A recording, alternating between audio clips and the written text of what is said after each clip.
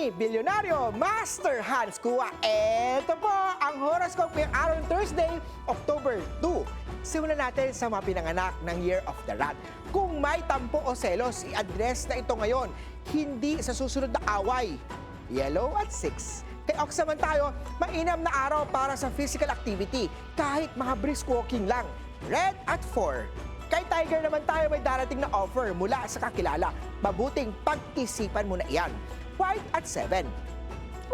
Sa mga Year of the Rabbit naman magandang araw para may pag-date o mag-reconnect sa matagal mo ng kachat. Gold at 3. Kay Dragon naman tayo, may susulpot na opportunity kung open ka sa collaborations. Blue at 2. Kay Snake naman tayo, huwag kalimutan magbaon ng tubig. Hydration is the key. Green at 8. Ito naman, kay of the Horsey. Kung may gusto kang sabihin, sabihin mo na yan. Hindi lahat ng moment ay maibabalik mo. Silver at 5.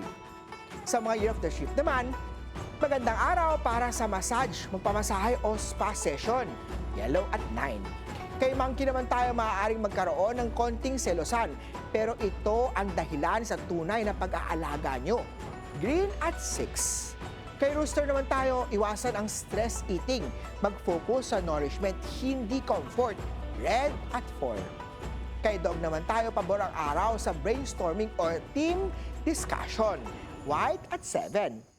At kay Year of the Pig naman tayo, may bagong kakilala na pwedeng maging espesyal kung pagbibigyan mo siya. Blue at 1. Paalala lang ito po'y patnubay lamang. Ang tunay na swerte ay nagsisimula sa pagiging totoo. Abangan araw-araw ang horoscope of the day. Dito lang po sa Beautiful Day with me, Master Hans Kua.